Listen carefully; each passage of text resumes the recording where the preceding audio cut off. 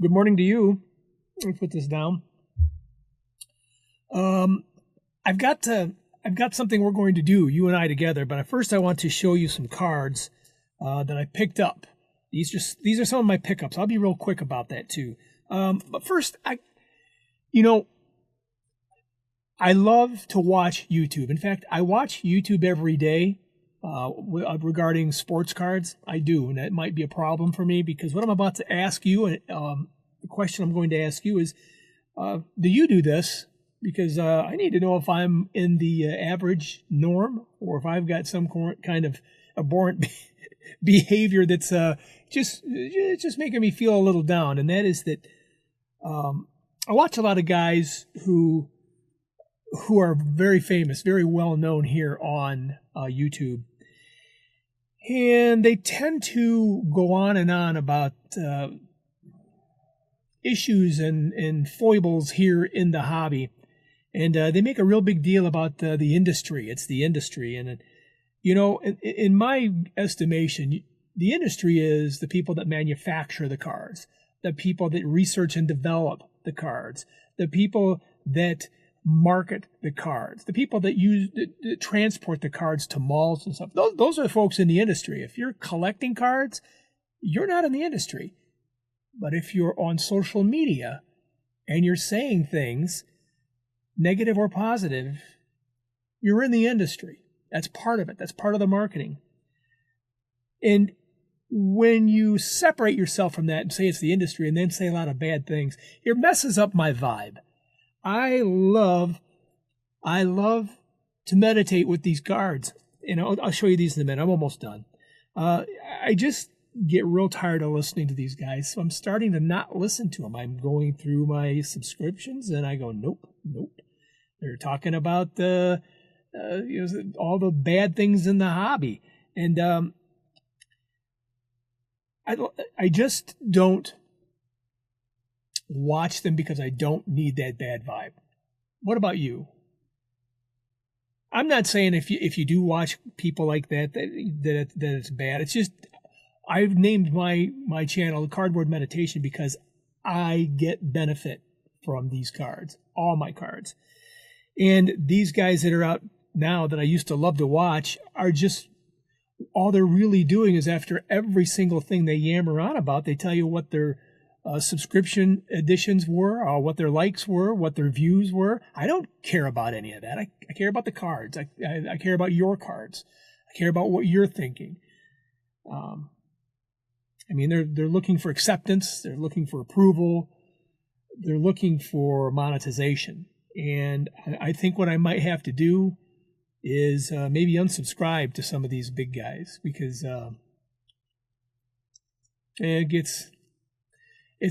like I said, it ruins my vibe.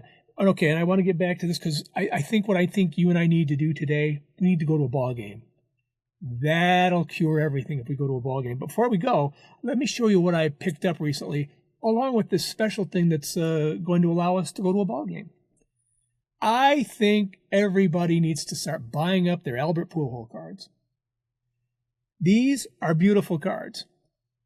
And Pujols just seems to be chilled in the hobby. I don't see a lot of people going after him. These are wonderful cards. He's not in the Hall of Fame yet. He's definitely going to get in there, I think in 2028. And I love these. I've always loved the Sapphire cards. Excuse me for being a sucker, but I love these cards.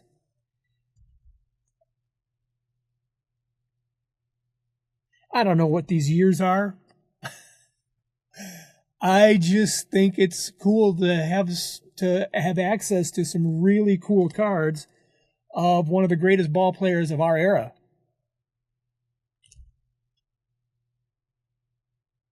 These are just a few of the pickups I've had over the last, 3 weeks, maybe.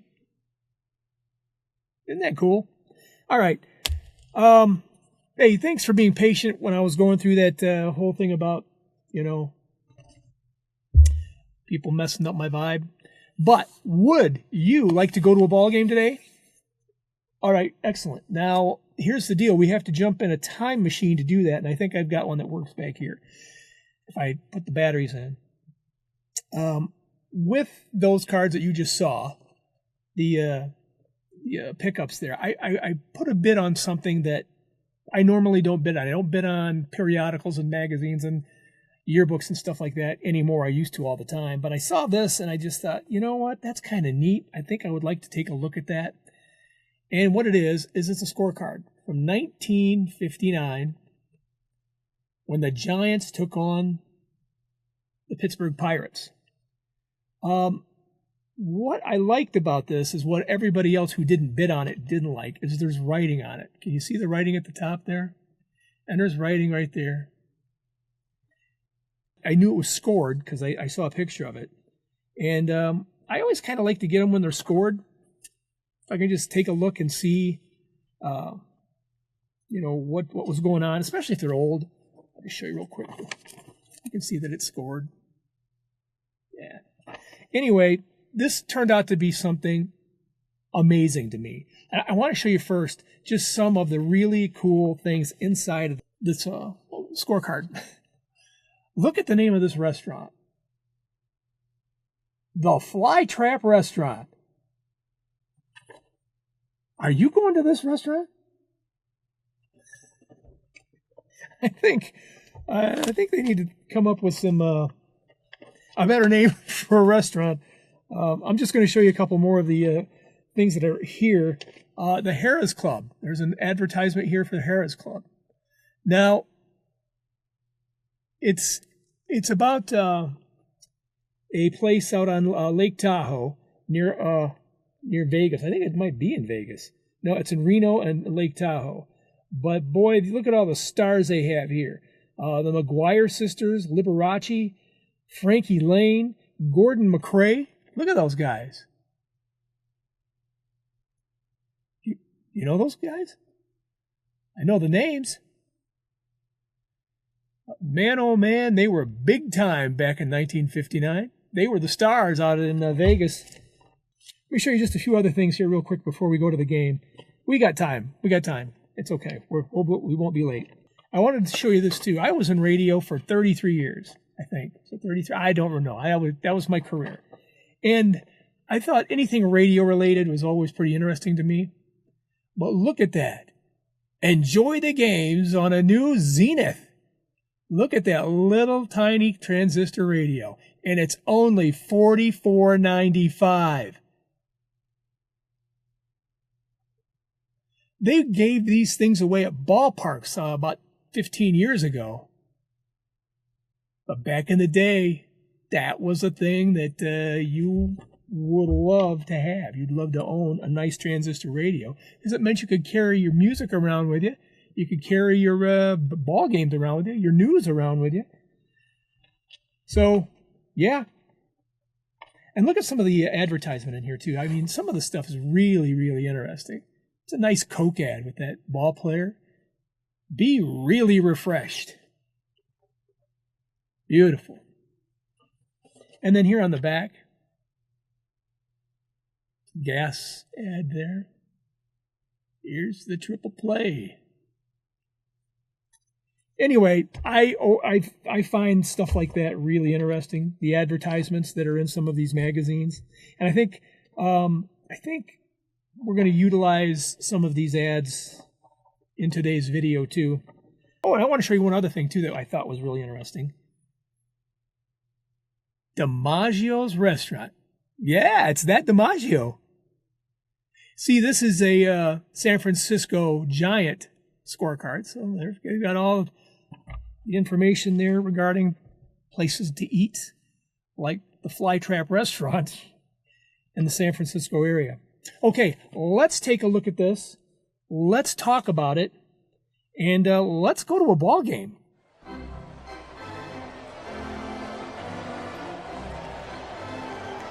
Welcome to Seal Stadium in beautiful San Francisco.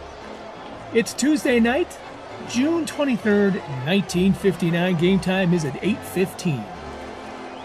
Now, the temperature at game time is 73 degrees, but don't let that fool you. It's a little cooler than that right out here in San Francisco. The winds kind of, make it a little more chilly than you would think it would be at 73 degrees. Winds are blowing in from home to left field.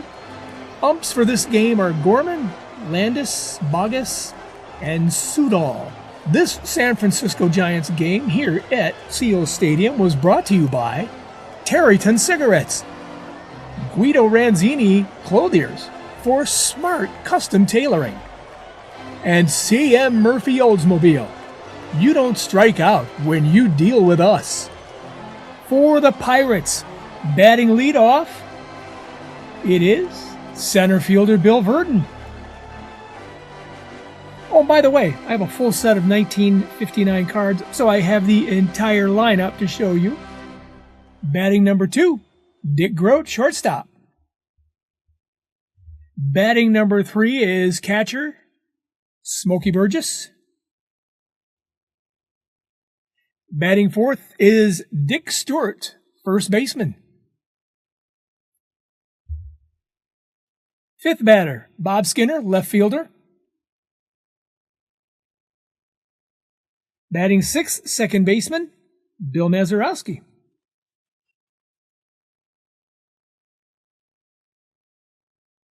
Batting 7th is the third baseman, Don Hoke, and you can see this is a 59 card, but he was playing for Cincinnati at that time. Batting 8th, Roman Mahias, right fielder. And pitching and batting 9th is the great Vern Law. Batting first for your San Francisco Giants, Jim Davenport, playing third base. Batting second is right fielder Willie Kirkland.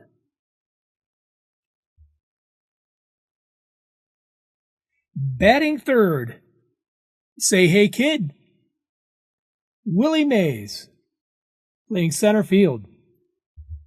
Playing first base for your San Francisco Giants is Orlando Cepeda, batting fourth. Batting fifth, second baseman Darrell Spencer. Batting sixth, left fielder Jackie Brandt. Batting seventh, catcher Hobie Landreth. Batting eighth, Andre Rogers. And batting ninth, Sam Jones, pitcher. Now, a couple other folks that are going to be in this game who are not in the starting lineup will be Leon Daddy Wags Wagner, who's going to be a pinch hitter. Ed Brassard, who's going to be a pinch runner. Billy Muffett, who's going to be in relief.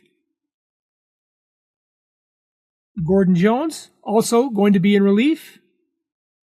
And Dusty Rhodes, who is going to be a pinch hitter, who does not have a card in 1959, so I kind of made this one.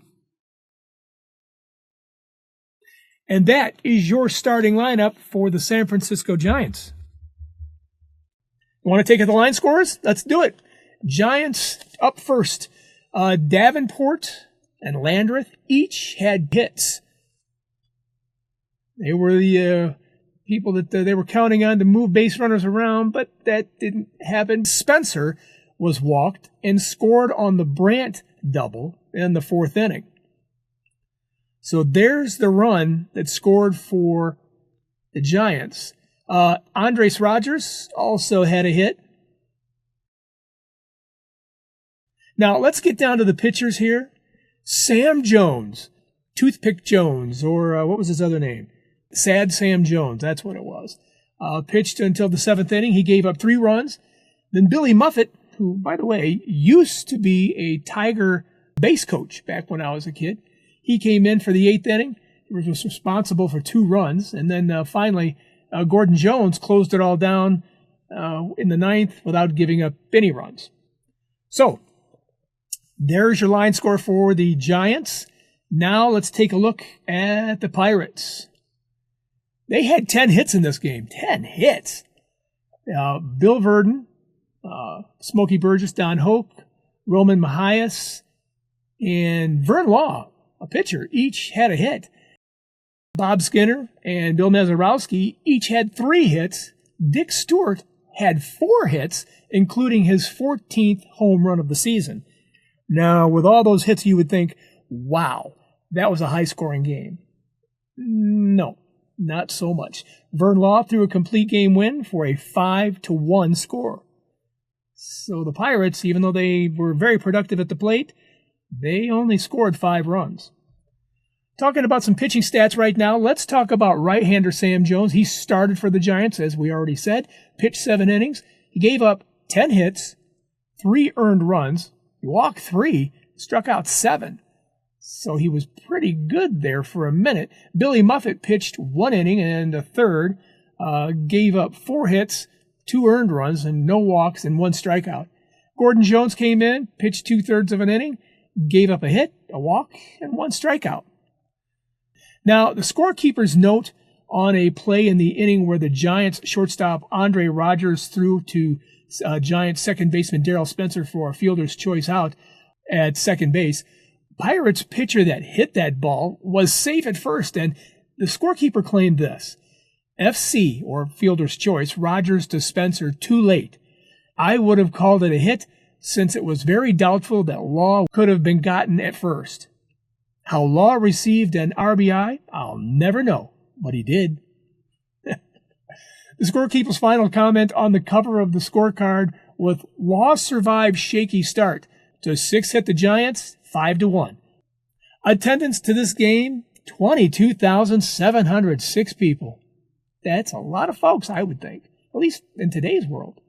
Game took 2 hours and 41 minutes to complete.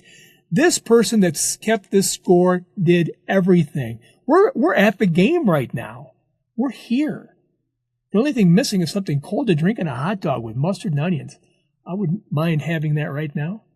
Let's take a look at the out-of-town scoreboard. Milwaukee 9, St. Louis 5. Chicago Cubs 3, the Reds 1. And the LA Dodgers and Phillies 4-3 with the Dodgers on top. Looking at the standings at the time of this game, the Giants were in second place, 2 games back, and the Pirates were in fourth place, 3.5 games out. What a fun time.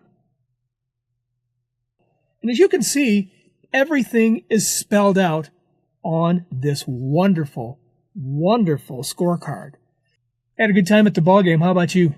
Cardboard meditation helps set your mind right. Thank you for watching. Show us your appreciation by clicking the like and subscribe button. Ring the bell while you're at it so you'll know when we upload a new story.